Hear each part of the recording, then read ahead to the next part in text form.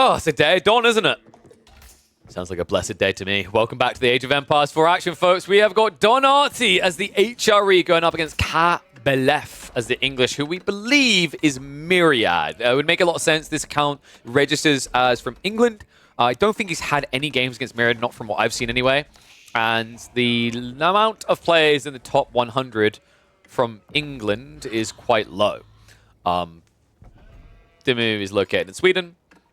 Recon has the Rack Attack account, the Recon account. It's possible Recon's made another account, but the few games I've seen, I don't feel like it played like Recon. I could be wrong, though, because one thing I have noticed with Recon recently is a very big believer in Dark Age aggro. Anyone, and I know, I can't believe it. Like, the Trash Panda believes in Dark Age. Could you believe it? But the games we've been watching recently from Recon, he quite often opens with things like Raxes. This game isn't going to be too indicative of anything, considering that this is English opening with Rax. And I know a few players right now are obsessed with the idea of Rax opener for English on Cliffside. I'm still not convinced it's the way to go. Some players religiously believe in this to the point that they would bleed over it. But for me, I think the Lombo delay still hurts more. And you're trying this against a Civ that basically has access to healing at the start of the game. Donati can just sit here with the Prelate.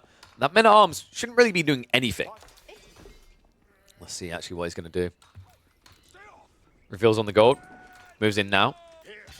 Scout opener. Looks like a lot better, actually, for Donati. 11 sheep compared to 6. And yeah, this is what I was talking about. This is just bad. It's like, oh, great. I'm just going to heal that off. The negative is that if you do not manually cast your Inspire, you're not Inspire buffering anyone. But Donati has more APM than a Slug. So he's capable of actually, you know, pressing W and clicking on a villager every once in a while. And Kabelef invested in 2 for this, by the way. Ultimately, I don't think they're going to be able to actually stop the gold from being gathered. They're at least making Don a little bit less efficient. And funnily enough, dude. Oh, I love Don, man. This is classic, like, Don just looks like, dude, can you just leave me alone? Dude. And then Kabelef is just there, like, scrappy dude's like, let me at him, let me. It's like, bro, just leave me alone. Dude, just stop it. And Kabelef's like, no, bro, I've got you. I have you now. Yu-Gi-Oh cards played.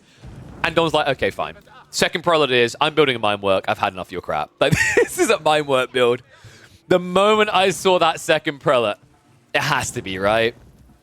I mean, Don's the type of player to do it. You're about to force his hand. You want him to be all in, he'll happily be all in. And it works quite nicely on this map because you have got the deer stacks, the boars nearby, so you can be pretty prelate efficient. And here we go. It is indeed going to be the mine work palace build from Donati. Now, there are no mind games involved in this mine work. This is just all about the blood. He sees that Kabelef has gone for this choice to double Men-at-Arms opener. It means he's going to be playing very aggressive as a follow-up in the Feudal. It also means he's going to be delayed in the Feudal. So Don's looking to take advantage of that.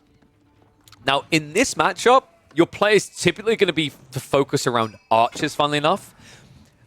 It's a little bit risky against Longbos on Cliffside because it's very hard to take the wide flank. But the flip side argument is that your opponent's eco is very predictable, and blocking out just like one wood stack basically blocks out most of what the English can do. So we'll speed it up for the age up. I like this from Don, though. Also, at this stage, it's really nice to get a prelate this early because all of his economy is optimal. And yeah, dude, this is going to be HRE Archer spam. It's a smart read. I know I've talked to Don about this before. He understands this very well, that like the advantage is to play into mass archers because the whole idea is if you have marching drills, the English longbows can't reach you. And what's Kabelef going to do against that? Drop a stables, go horseman? When was the last time someone done that that's name didn't begin with a T and was the opposite of the missus? That's right, the Mist is the only guy we regularly see do that stuff. Double archery range bump. Kabelef doesn't see it, dude. That's such smart positioning. Scout, it hasn't sniffed it out at all. I think that's a mistake by Red, still on the rotation. He's at least going to see it afterwards. But now this is awkward, right? Because all of a sudden you're spamming Lombos, but your pacing's matched. And with the marching drills and the steeled arrow all being so much cheaper out the Minework Palace, this is going to be a big edge at the initial clash for Don. Because Kabelef will not rush a blacksmith here. He can't afford to. He built a Rax, he built multiple Men-at-Arms, now he's building Lombos. These are all premium type units. It means Don's going to get bulk archer count and then also get undermesh before he fights. Archers moving out now. Like they're just trying to cut the reinforcements. We've got 2 times speed here just for the early game clashes. They're quite easy to follow even at 2 times speed. So this is actually a good trade. He loses 1 archer, kills 2 lombos. Even if it was a 1-to-1, that's a better trade because 1, you get more eco with your double prelate play. 2, those lombos independently cost more resources. Sick read. Men-at-Arms just looking absolutely clowny right now. I mean, they've been upgraded to early Men-at-Arms. This is just not great. You need a blacksmith if you want to do this. Building Men-at-Arms at this stage is also just ugly from an economical standpoint. It's so, so expensive. Nice move there, Don. Being denied on the gold, that's really important. I just mentioned the whole power of Undermesh and Steeled Arrow. He needs to get gold first, which is why he's contesting this area. Looks like now.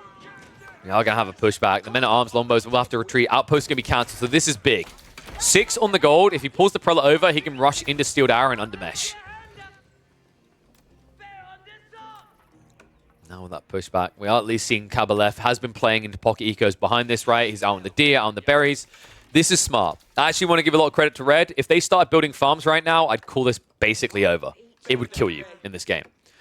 It's not going to make you safe long-term, though, because as you move further out into the deer, into the boar, these marching drill archers will be able to chase. March drills is already on the way. Oh, great move here. Trying to cut him off. Don just shy of what he needs there. So great microing in the end by Red, just to stay out of range. Looks like we've got a backup outpost plan now. Kabalev going for something a little bit slower. Archer count still just escalating like crazy, though.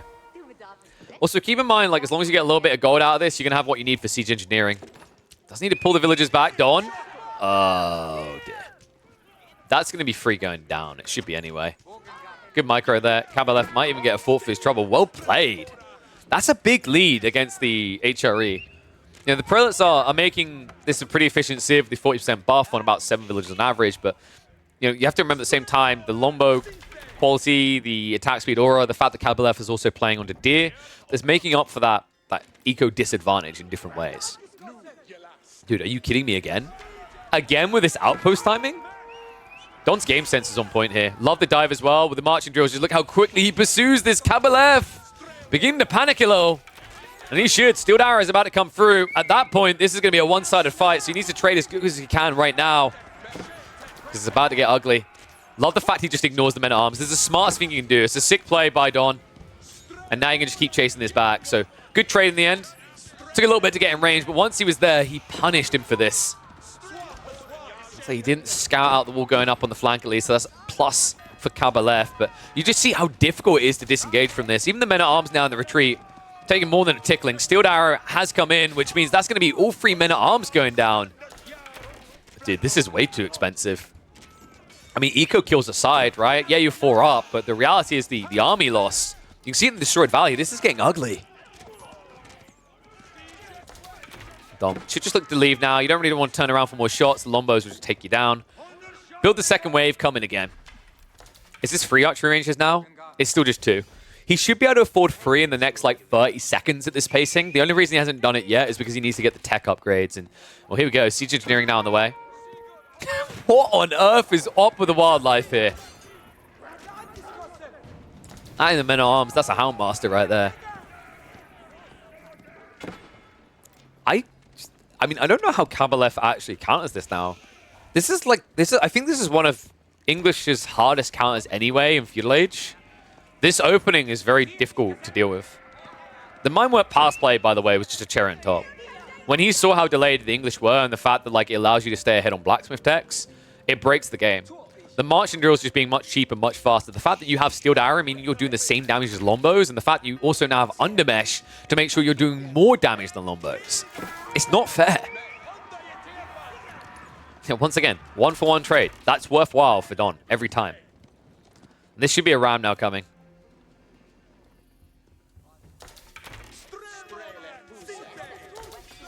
Why did I just get deja vu? Wait, have we literally seen Don and Kabalev do this before in a matchup? I could have sworn we've seen this exact matchup this exact way before. Did we already watch this game? No. Don, have you had a very similar game against Kabalev before? How old is this replay? Dude, I got like the craziest sense of deja vu. How many days ago? Alright, I guess I'm just having a weird deja vu feeling. This was only a day ago. I swear I've seen someone do this exact same type of build against Kabalev and shut him down the exact same way before. Either that, or I'm just having a weird feeling. I don't know, I get this sometimes where I literally dream.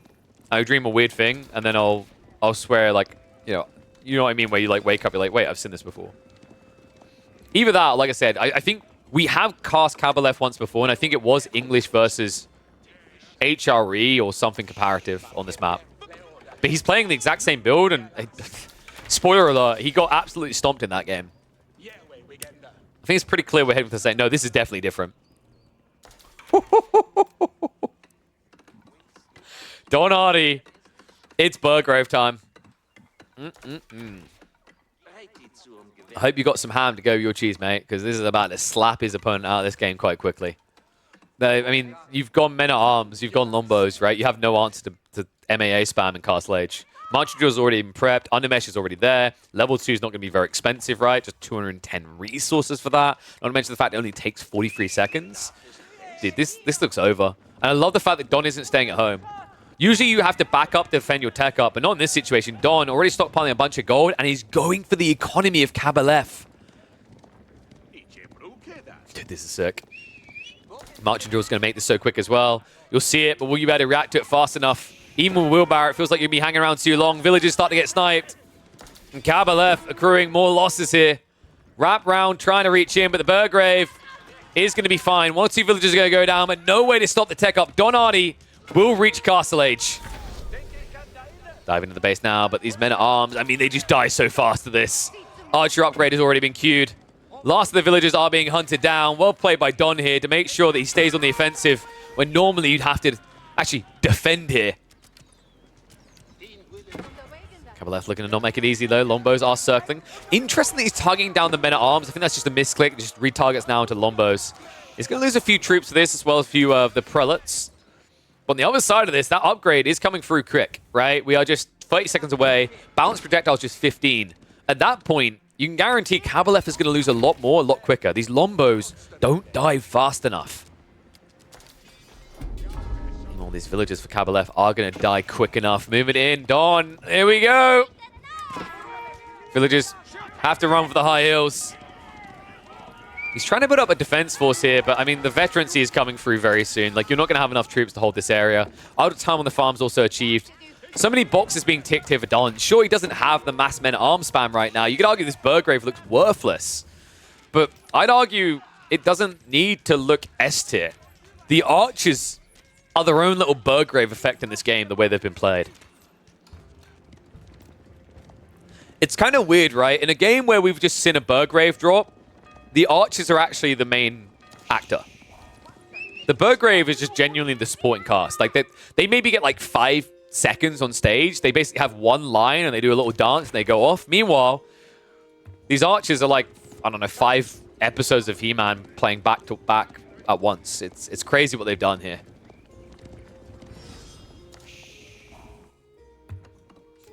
Also, relics now being gathered by Don. New archers are moving in, and oh no. Come on. That's vicious. Prelate's at least going to get sniped. Gold now being outed out. Archers are moving back across, and I think Kabalev, if his plan was to go Castle Age, this is looking ugly. You might get there. You got 700 gold, but you won't get much once you're there. Outpost being built up. Well, Long King needs to come out here. Donald. Sir. Need to talk. These villages. Oh my god, it's just crazy. I mean, it's definitely not ideal trading a lot of the time from Don here, but it's just the momentum these archers now have. The army's not big enough to contest this, and look at where the villagers are! Oh no. I mean, he's too split, right? His archers were guarding the gold to try and stop any men-at-arms. I understand the fear. Kabalev's like, if he gets MAA, this is over, but funnily enough, even without a single men-at-arms, this is over. Eco now being dove. I don't see a way out of this hole. More men-at-arms are being spammed up. Don he's got level 2 ranged armor now. It's insane how tanky you are up against these Lombos. And sure, the gold has been blocked this whole time. Sure, we're looking at a game where I don't think Don is going to get a chance to build a single men-at-arms. I just don't think it matters. Literally, Archers alone wins him this game.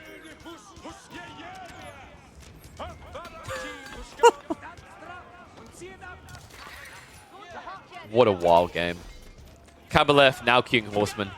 The problem here as well is, like, at this stage, Archers in this quantity just annihilate Horsemen. You don't have the count, right? Like, you're already at a disadvantage. 3 armor versus 9 damage. It's not pretty. Oh my god. And now a dive onto the farms. That one Horseman trying to charge in. Funnily enough, he's actually clicking on the men-at-arms instead. I love that he's not even taking out the thing that's meant to counter him. It's like, we leave that one until last. That's the cherry on top, baby. Oh my goodness. Horseman goes down though.